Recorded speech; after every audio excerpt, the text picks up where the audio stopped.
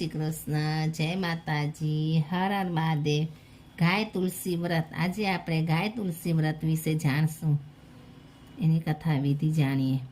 આ વ્રત શ્રાવણ માસની અમાસે કરવાનું.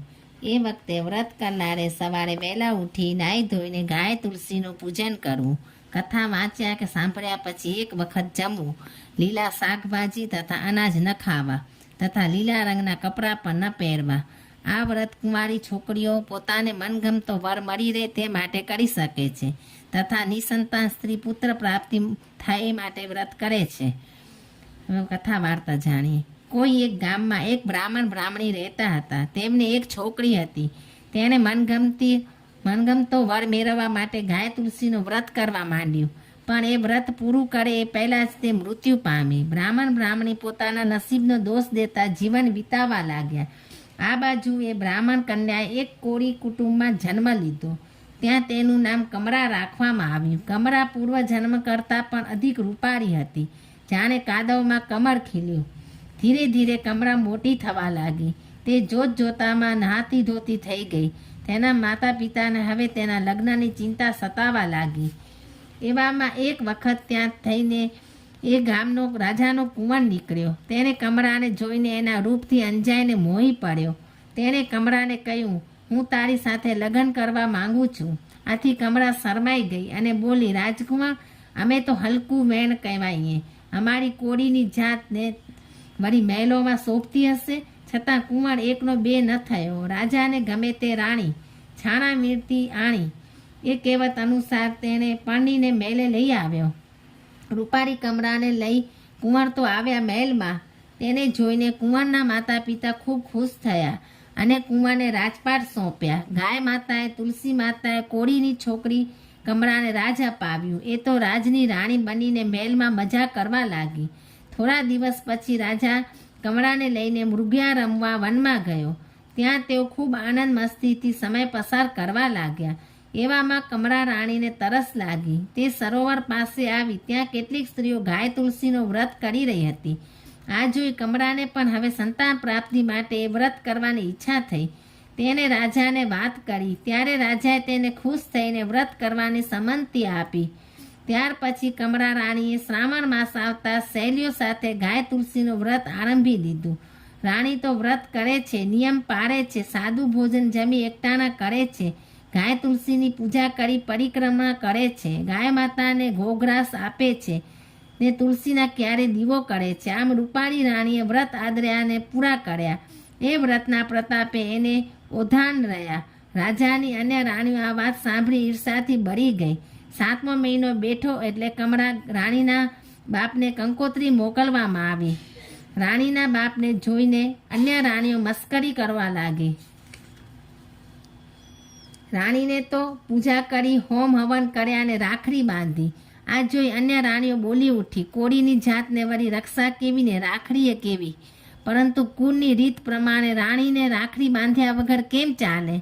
4 રસ્તાની માટી, હનુમાનજીની મરી, લોઢાની ચૂંક, કાળા રંગનું ઊન ને કાપડનો ટુકડો ભેગા કરીને રાખડી બાંધી અને 7મે મહિને રાણીને ખોરો ભરાવ્યો. આ જોઈ રાણીઓ બોલી ઉઠી, કોળીની છોકરીને ખોરાશા તે ઓરાશા. પરંતુ રાજાના આદેશ મુજબ ને રાજકુળના રિવાજ મુજબ કમળા રાણીનો ખોરો ભરાણો. ખોરામાં લીલું નાળિયેર નાખ્યું, મગ નાખ્યા અને શુકરની કેટલીક સોનામહોરો મૂકી ને રાજની રીત પ્રમાણે વાતે ગાતે તેને પિયર કોળીવાસમાં સુવાવર માટે મોકલી આપી. રાજાએ કમળાના પિતાને કહેવાડ્યું કે કુંવર જન્મે તો ફૂલનો દરો મોકલજો અને કુંવરી જન્મે તો ફૂલની માળા મોકલજો. થોડા વખત પછી વધામણીમાં ફૂલનો દરો આવ્યો. રાણીને કુંવર જન્મ્યો. આખા રાજ્યમાં આનંદ છવાઈ ગયો. રાજાના આનંદનો પાર ન રહ્યો. પરંતુ રાણીવાસમાં વસતી અન્ય 5 રાણીઓ આ સમાચાર સાંભળીને બળીને રાખ થઈ ગઈ, કારણ કે બધી વાંઝણીઓ હતી.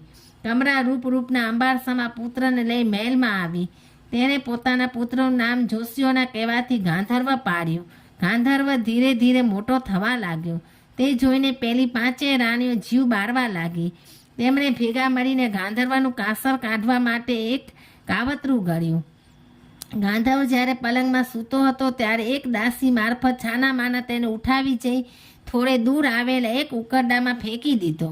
પરંતુ જેને રામ રાખે તેને કોણ ચાખે. એ ન્યાય તે ગબડતો પીપળાના વૃક્ષ નીચે જઈ પડ્યો. એ વખતે યોગાનુયોગ એક સુથારની છોકરી પીપળાની પૂજા કરવા આવી હતી. તેણે આ રાજકુમારને બેભાન થઈ પડેલો જોયો. તેને એકે ભાઈ ન હતો. આથી આ રાજકુમારને ભાઈ બનાવવાનું મન થયું, પરંતુ કોને પૂછીને આને લઈ જવો એ વિચારે તે ઊભી રહી. એવામાં અચાનક ગાય માતા ચરતી ત્યાં આવી પહોંચી. છોકરીએ ગાય માતાને પૂછ્યું, ગાય માતા, આ ભાઈ કોનો? ગાયે કહ્યું, એને પ્રેમ કરે એનો, જે એની સાથે રમે એનો ભાઈ.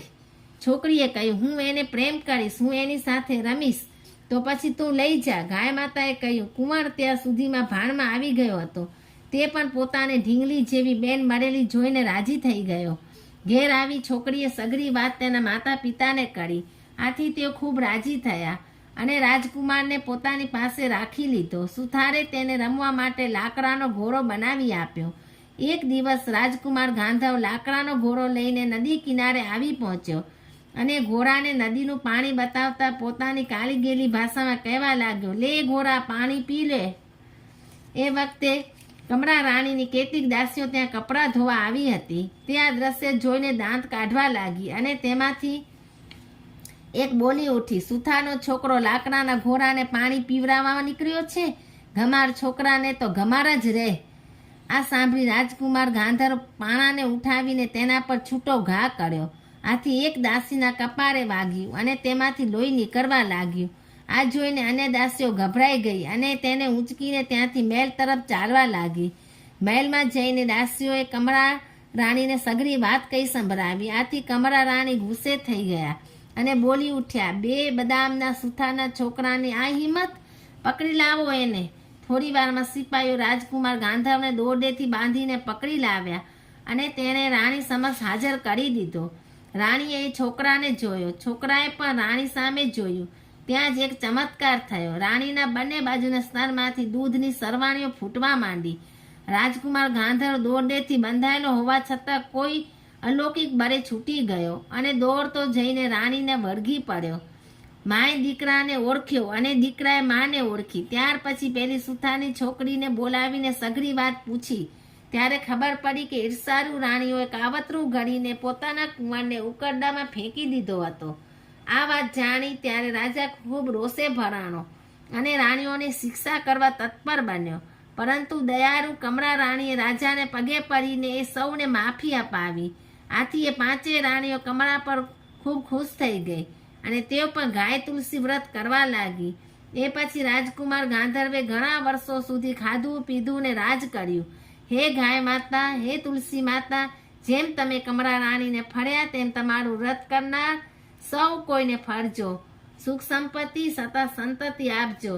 હે ગાય માતા, હે તુલસી માતા, તમે આ વ્રત કરનાર, કથા સાંભળનાર, વિડીયો જોનાર, કથા કહેનાર સૌ કોઈને ફળજો. જય ગાય માતા, જય તુલસી માતા. હર હર મહાદેવ. જય શ્રી કૃષ્ણ. જય માતાજી. હર હર મહાદેવ.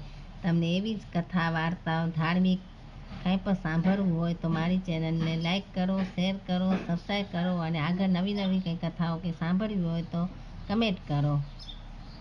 હર હર મહાદેવ.